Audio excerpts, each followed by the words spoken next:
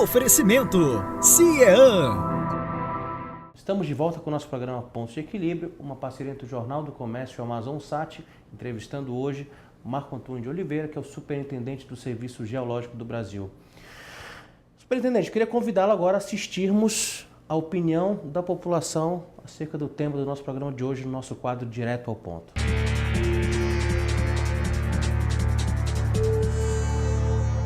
As mudanças climáticas que estão acontecendo na cidade de Manaus são boas ou ruins?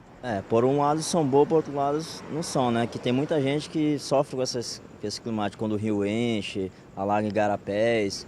A falta de infraestrutura, não só aqui em Manaus, mas em muitas capitais aqui do Brasil, é bem clara, é bem evidente. Então, quando acontece essas coisas que são naturais, que são coisas da natureza, vai acontecer, o que a gente tem que fazer é se prevenir, é se preparar. Isso não depende, infelizmente, só de nós cidadãos, né? Depende também das políticas públicas. Então a gente acaba ficando despreparado para isso.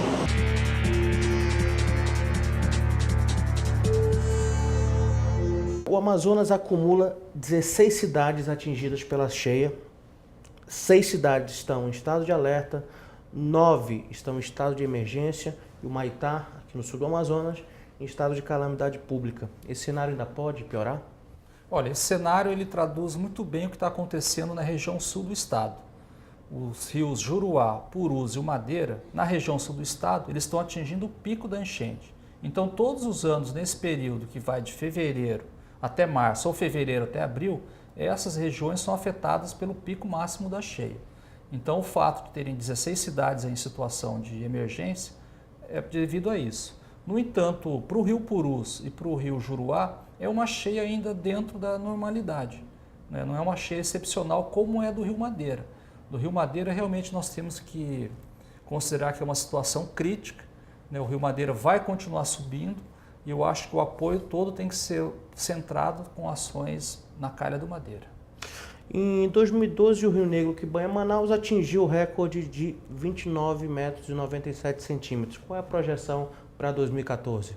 Olha, para a cheia desse ano, primeiro nós vamos emitir o primeiro alerta de cheias para a cidade de Manaus no dia 31 de março.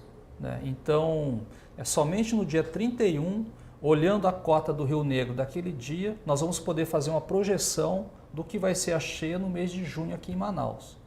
Isso não dá para se falar hoje, nem em fevereiro, porque a probabilidade de acerto é muito pequena, chega a 50% a 40%.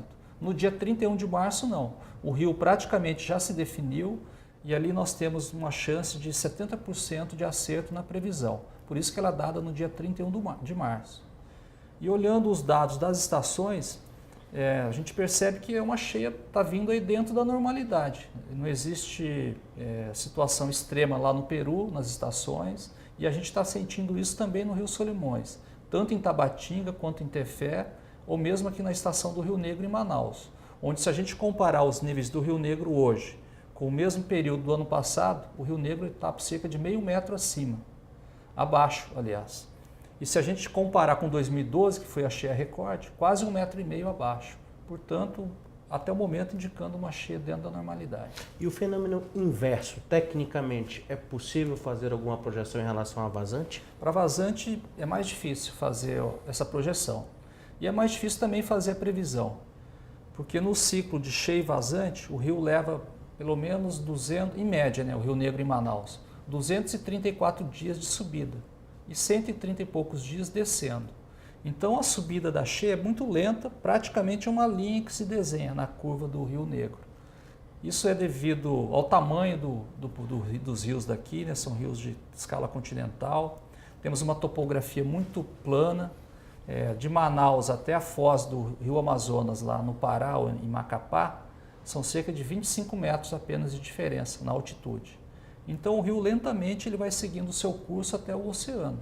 Então a propagação da onda de cheia também ela se processa de forma muito lenta. O rio demora mais de 200 dias para encher.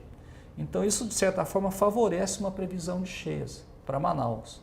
Agora a vazante não, a vazante o rio já desce de forma mais rápida e não existe uma data definida para que termine a vazante. A cheia nós sabemos que 75% delas terminam no mês de junho. A vazante não. Às vezes a vazante termina em outubro, pode terminar em novembro, pode terminar em dezembro. Então a previsibilidade da vazante é mais difícil. E já que é possível fazer previsões em relação às enchentes, o que deve ser feito em termos de planejamento para minimizar os prejuízos que as populações todo ano têm com esse fenômeno, com esses ciclos de enchentes? Eu acho que é atuar na forma mais preventiva possível, né? Hoje o país ele já tem instrumentos, tem instituições, Você disse que há hoje um comitê capacitados. federal. Hoje existe uma articulação entre os órgãos muito melhor do que existia no passado. Então o governo federal ele se articula melhor hoje com os estados e com os municípios para atender essas situações de desastre natural. No entanto, é preciso que haja um trabalho preventivo que seja confiável para as autoridades e mais confiável ainda para a população. A população tem que acreditar que os alertas de cheias funcionem. Então, na medida em que se dá um alerta, como aqui de Manaus, com 2 meses e meio de antecedência, e nós sempre sinalizamos, olha, a cheia desse ano talvez fique 1,5 m acima da cheia do ano passado. Então, existe uma marca ali que fica das palafitas da cheia do ano anterior. Então, se ele acreditar que a previsão é de 1,5 m acima, ele vai colocar o assoalho dele no mínimo naquela altura, já se prevendo de uma cheia grande que possa acontecer. Porque se ele deixar isso para a última hora, a partir do mês de maio, se a cheia for grande, já está todo mundo embaixo d'água, e aí entra a ação emergencial e não mais a ação preventiva.